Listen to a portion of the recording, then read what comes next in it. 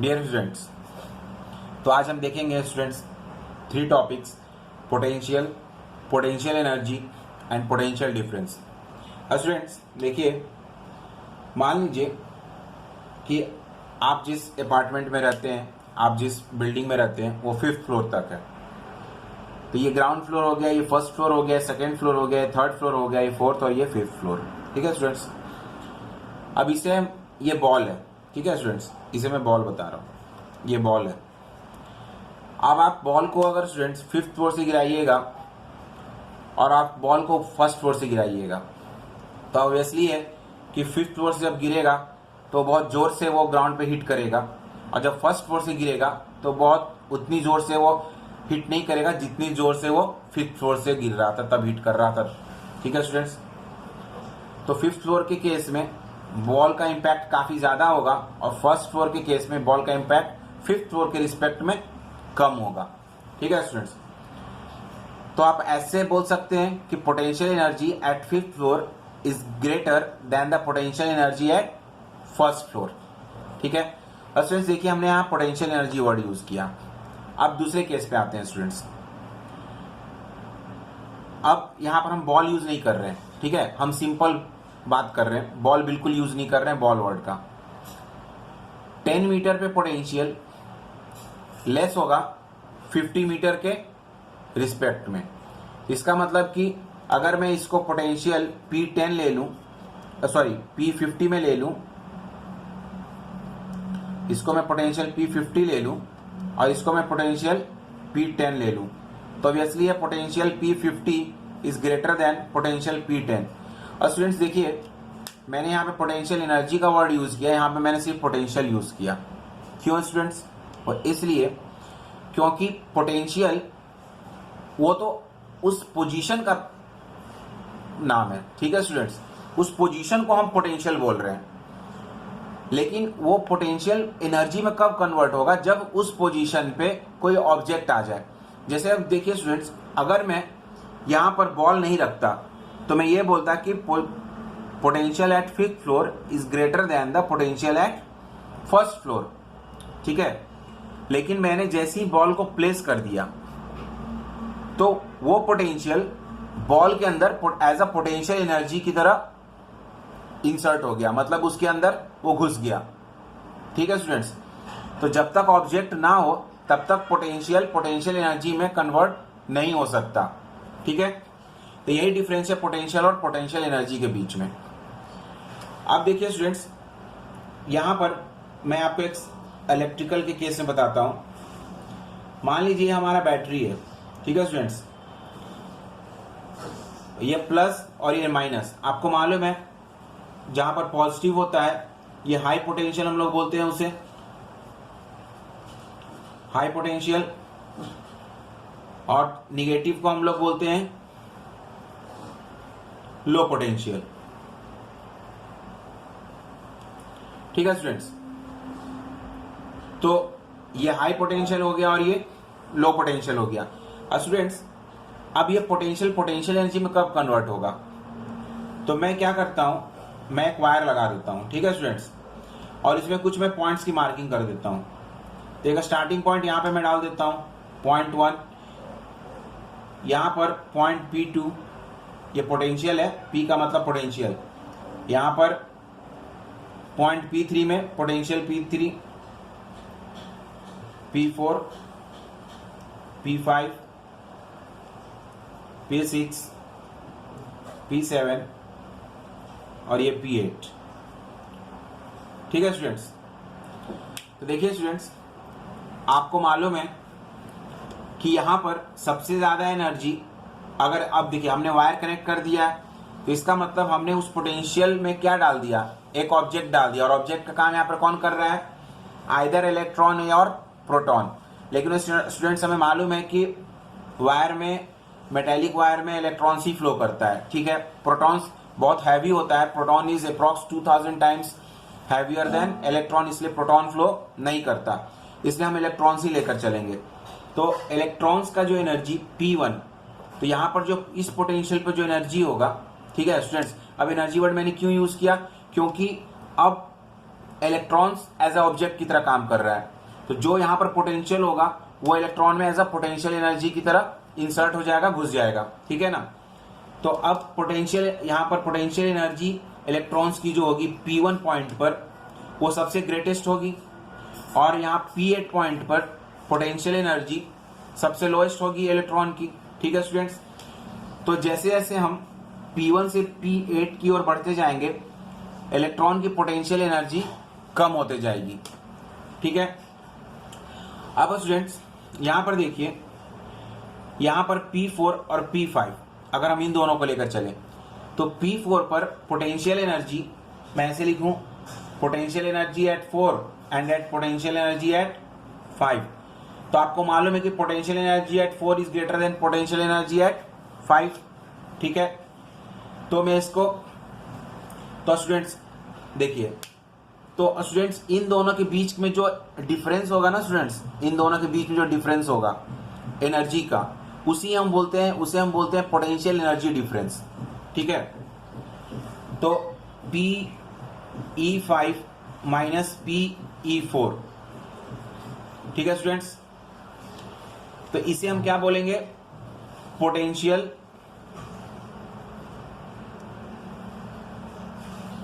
Energy difference, ठीक है। अब देखिए स्टूडेंट्स, मैंने आपको क्या समझाया था। पहले आप एक काम कीजिए, पहले आप इसको कॉपी कर लीजिए क्योंकि मैं इस पोर्शन को भी रब करूंगा, ठीक है। आप स्क्रीनशॉट ले लीजिए इसका। अब देखिए स्टूडेंट्स, यहां से P8 मैंने P4 और P5 का मैंने बात किया, तो इन दोनों के बीच में स्टूडेंट्स क्या है, पोटेंशियल एनर्जी का डिफरेंस है। यहां पर ऑब्जेक्ट के पास अगर मैं मान के चलूं तो यहां पर ऑब्जेक्ट के पास अगर 100 जूल एनर्जी था तो मे भी हो सकता है यहां पर P5 पर उसके पास 80 जूल एनर्जी आ जाए। मैं सिर्फ एज्यूम कर रहा हूं, ठीक है ना, ऐसे कोई ये कोई साइंटिफिक डेटा नहीं है, मैं सिर्फ एज्यूम कर रहा हूं। तो P4 पे उसके पास 100 जूल एनर्जी था, ठीक है स्टूडेंट्स, और P5 पे उसके पास 80 जूल एनर्जी था। तो स्टूडेंट्स पोटेंशियल एनर्जी का कितना डिफरेंस हो गया, तो पोटेंशियल एनर्जी स्टूडेंट्स हम लोग देखिए, आपको मैं बताता हूं, P4 पोटेंशियल ऐसे लिखिए, इसको ऐसे लिखिए, मैं लिखने का आपको तरीका बता रहा हूं, ठीक है। Potential energy at 4 minus potential energy at 5। अगर आप इसको ऐसे नहीं, इसको आप अगर डेल्टा में नहीं लिखना जानते तो डेल्टा में लिखना सीख लीजिए। तो स्टूडेंट्स ये क्या है, दोनों के बीच का डिफरेंस है, ठीक है स्टूडेंट्स। तो इसको हम लोग ऐसे लिखते हैं, डेल्टा पोटेंशियल एनर्जी। ये डेल्टा का मतलब होता है स्मॉल चेंज, ठीक है। तो इन एनर्जी में चेंज आया, तो एनर्जी 100 से 80 हो गया, तो 100 minus 80 that is potential energy में कितना का चेंज आया स्टूडेंट्स, 20 का, ठीक है। तो स्टूडेंट्स इसको हम लोग क्या बोलेंगे, पोटेंशियल एनर्जी डिफरेंस, ठीक है स्टूडेंट्स, इसको हम बोलेंगे पोटेंशियल एनर्जी डिफरेंस। स्टूडेंट्स यहां पर वर्ड है पोटेंशियल एनर्जी और यहां पे वर्ड है पोटेंशियल एनर्जी डिफरेंस। तो स्टूडेंट्स मैंने आपको पहले ही बताया था कि जब वर्ड एनर्जी आ जाए इसका मतलब कि वहां पर ऑब्जेक्ट है, ठीक है। तो इस ऑब्जेक्ट को अगर हम बाहर निकाल दें तो इसका मतलब ये जो पोटेंशियल एनर्जी डिफरेंस है वो किस में कन्वर्ट हो जाएगा, वो पोटेंशियल एनर्जी में कन्वर्ट हो जाएगा, सॉरी पोटेंशियल में कन्वर्ट हो जाएगा। तो इसका मतलब कि यहां पर एक चीज है जो इसको पोटेंशियल एनर्जी बना रहा था, और वो क्या है, ऑब्जेक्ट। और यहां पर ऑब्जेक्ट का काम कौन कर रहा है, चार्ज, और यहां पर चार्ज का काम कौन कर रहा है, इलेक्ट्रॉन, ठीक है स्टूडेंट्स। तो यहां पर चार्ज का काम कौन कर रहा है, इलेक्ट्रॉन, ठीक है। या फिर आप इसको क्यू भी लिख दीजिए, अगर इलेक्ट्रॉन आपको नहीं लिखना है तो चार्ज क्यू लेकर चलिए आप, ठीक है, आप वो भी लेकर चल सकते हैं, कोई प्रॉब्लम नहीं है। एक काम करते हैं स्टूडेंट्स, इसको हम क्यू ही ले लेते हैं, ठीक है, फिर आप कंफ्यूज हो जाइएगा। और उसके बाजू में हम लोग जो है ना इलेक्ट्रॉन लिख देते हैं, ठीक है, इस तरीके से। तो मेन चार्ज है, क्योंकि चार्ज कुछ भी हो सकता है, इलेक्ट्रॉन हो सकता है, प्रोटॉन हो सकता है, लेकिन हमें मालूम है कि वायर में इलेक्ट्रॉन फ्लो करता है, इसलिए हमने साइड में ब्रैकेट में इलेक्ट्रॉन लिख दिया। इलेक्ट्रॉन क्यू के साथ मल्टीप्लीकेशन में नहीं है, ये गलती से ही मत समझ लीजिएगा, ठीक है। तो देखिए स्टूडेंट्स, पोटेंशियल, तो पोटेंशियल में जब हमने चार्ज से मल्टीप्लाई किया तो पोटेंशियल एनर्जी बन गया था। मतलब है यहां पर देखिए कि जब पोटेंशियल,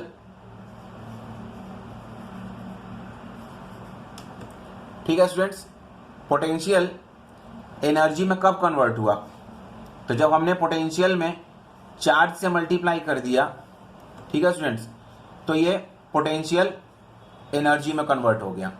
ठीक है, तो पोटेंशियल को हम लोग क्या लिख सकते, ये देखिए अंडरलाइन में नहीं कर रहा हूँ, सिर्फ मैं बताने के आपको अंडरलाइन करके दिखा दिया था मैं।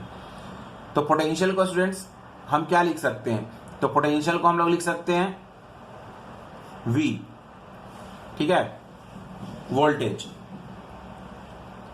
और चार्ज को हम लोग क्या लिख सकते हैं स्टूडेंट्स, Q। और पोटेंशियल एनर्जी को आप चाहें तो आप पोटेंशियल एनर्जी ही लिख सकते हैं, कोई प्रॉब्लम नहीं है, या फिर डायरेक्ट उसको आप एनर्जी लिख दीजिए। तो स्टूडेंट्स देखिए एनर्जी इक्वल टू क्या हो गया, पोटेंशियल इनटू चार्ज। ठीक है स्टूडेंट्स, तो यहां पर अगर मैं V लूं तो V इज इक्वल टू क्या होगा, potential is equal to energy upon charge. ठीक है स्टूडेंट्स, तो ये देखिए दोनों फॉर्मूला है आपको मिल गया। ठीक है, अब आप इसको कॉपी पहले कर लीजिए। तो देखिए स्टूडेंट्स, हमें क्या करना था, पोटेंशियल एनर्जी को पोटेंशियल एनर्जी डिफरेंस में कन्वर्ट करना था। तो स्टूडेंट्स यहां से देखिए, यहां से हम क्या लिख सकते हैं, देखिए तो PE4 माइनस PE5, ठीक है स्टूडेंट्स, इज इक्वल टू ये चेंज इन पोटेंशियल एनर्जी। ठीक है, अब आप यहां पर क्या कर सकते हैं,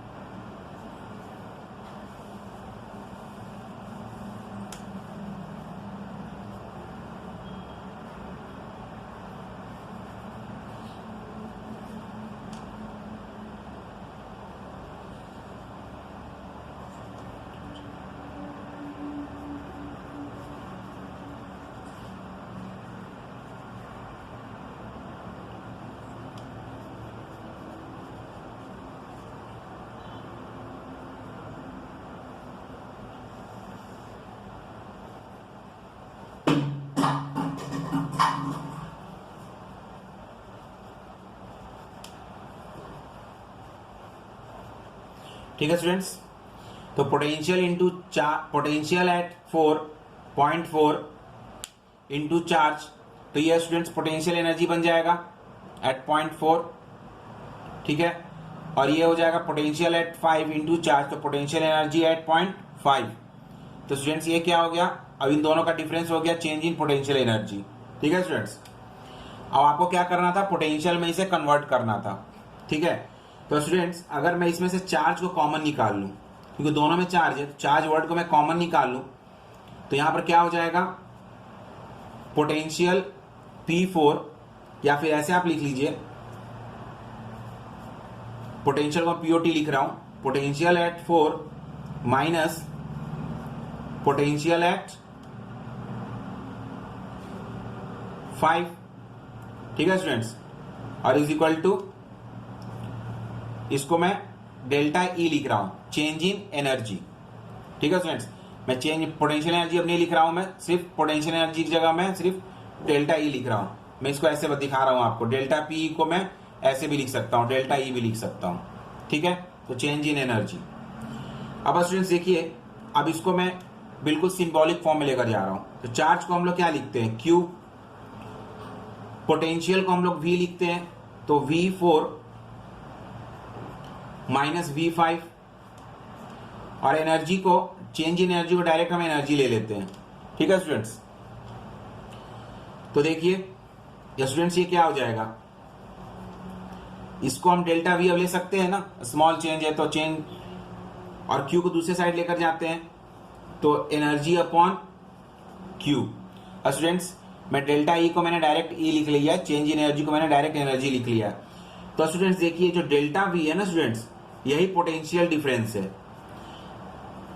ये पोटेंशियल डिफरेंस है। तो देखिए स्टूडेंट्स मैंने जब पोटेंशियल में से, पोटेंशियल एनर्जी में से, ये पूरा का पूरा पोटेंशियल एनर्जी बन रहा था, तो मैंने जब पोटेंशियल एनर्जी में से चार्ज को, मतलब ऑब्जेक्ट को मैंने हटा दिया, तो ये देखिए क्या बन गया, पोटेंशियल डिफरेंस हो गया कि नहीं हो गया। ठीक है स्टूडेंट्स, तो potential difference is equal to क्या हो जाएगा, एनर्जी अपॉन चार्ज। ठीक है, अब स्टूडेंट्स इसकी यूनिट्स की बात करते हैं। तो पोटेंशियल को हम लोग V से दिखाते हैं और इसका यूनिट भी स्टूडेंट्स होता है वोल्ट। ठीक है स्टूडेंट्स, एनर्जी दुनिया में कैसा भी एनर्जी आप ले लीजिए स्टूडेंट्स, कैसा भी हो, काइनेटिक एनर्जी हो, पोटेंशियल एनर्जी हो, थर्मल एनर्जी हो, या फिर जैसा भी एनर्जी हो, विंड एनर्जी हो, ठीक है, न्यूक्लियर एनर्जी हो, कैसी भी एनर्जी हो, हीट एनर्जी हो, सब जूल में आएगा। ठीक है, सबका यूनिट एक आएगा जूल। और Q क्या होता है स्टूडेंट्स, आपको मालूम है, कूलम। ठीक है स्टूडेंट्स, तो वोल्ट इज इक्वल टू क्या हो गया, जूल पर कूलम। तो अगर मैं वोल्ट लिखूं तो volt is equal two joule पर कूलम। ठीक है, तो स्टूडेंट्स आप इसका स्क्रीनशॉट ले लीजिए। ठीक है स्टूडेंट्स, देखिए मैं बिल्कुल बुकिश लैंग्वेज में आपको नहीं समझा रहा हूं, मैं बिल्कुल आपको सिंपल लैंग्वेज समझा रहा हूं ताकि आपको समझ में आए कि एग्जैक्टली हो क्या रहा है। ठीक है ना। अब स्टूडेंट्स मैं पोटेंशियल की बात करता हूं, वोल्ट की बात करता हूं मैं। ठीक है स्टूडेंट्स, देखिए दो वर्ड आता है, एनर्जी एंड वर्क डन। ठीक है स्टूडेंट्स, स्टूडेंट्स याद रखिएगा, एनर्जी और वर्क डन कोई अलग अलग वर्ड नहीं है, वो एक ही पर्सन का दो नेम है। तो मान लीजिए इसका निक नेम क्या हो गया, वर्क डन, और इसका स्कूल का नेम क्या हो गया, एनर्जी। ठीक है स्टूडेंट्स, आप ऐसे समझ के चलिए, एक ही बंदे के दो नाम है, वर्क डन उसे घर में बोलते हैं और एनर्जी उसे बाहर में बोलते हैं, या फिर आप वाइस वर्सा ले सकते हैं, वर्क डन उसे बाहर में बोलते हैं और एनर्जी उसे घर में बोलते हैं। ठीक है स्टूडेंट्स, अब ऐसा क्यों है आप समझिए थोड़ा।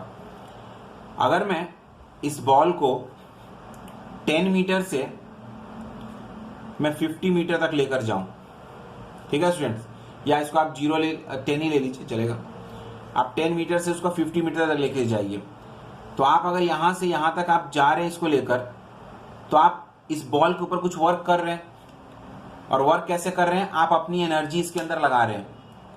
तो एनर्जी आपकी वेस्ट कहां हुई, तो एनर्जी ऐसे वेस्ट हुई आपकी कि ग्रेविटी नीचे एक्ट हो रहा था, टुवर्ड्स ग्रेविटी नीचे एक्ट हो रहा था, अर्थ उसको नीचे खींच रहा था, आप उसके अगेंस्ट में बॉल को ऊपर लेकर जा रहे थे, तो बॉल खुद से तो ऊपर जा नहीं रहा था, आपने अपनी ताकत लगाई उसमें। ठीक है, तो आपने क्या किया, आपने वर्क किया। और स्टूडेंट्स आपको मालूम है ये चीज की एनर्जी इज कंजर्व्ड, ये आप लोग पढ़ते आ रहे हैं पहले से कि एनर्जी इज कंजर्व्ड। तो इसका मतलब क्या हुआ कि अगर एनर्जी कंजर्व है तो आपने जो वर्क किया उसको वर्क के लिए आपको एनर्जी लगाना पड़ा, तो आपको तो लगा कि एनर्जी वेस्ट हो गया, लेकिन स्टूडेंट्स एनर्जी वेस्ट नहीं हुआ, आपने जो एनर्जी लगाया वर्क के फॉर्म में वो जाकर इस बॉल के अंदर एंटर कर गया, और ये बॉल की एनर्जी अगर मान लीजिए यहाँ पर E1 था और यहाँ पर E2 हो गया, तो अगर बॉल की एनर्जी 50 हाइट पर अगर मैं 50 जूल ले लूं तो यहाँ पर उसकी एनर्जी कितनी थी, E1 is equal to 10 joule ले लीजिए, हाइट के अकॉर्डिंग मैं ले लेता हूं। तो देखिए अभी बॉल की एनर्जी यहाँ पर 10 जूल है 10 मीटर पर, लेकिन 50 मीटर पर जब हम उसको लेकर गए तो बॉल की एनर्जी कितनी हो गई, 50 जूल हो गई। अब आप पूछिएगा सर ये 50 जूल कैसे होगी, हमें कैसे पता चलेगा 50 जूल हो गई।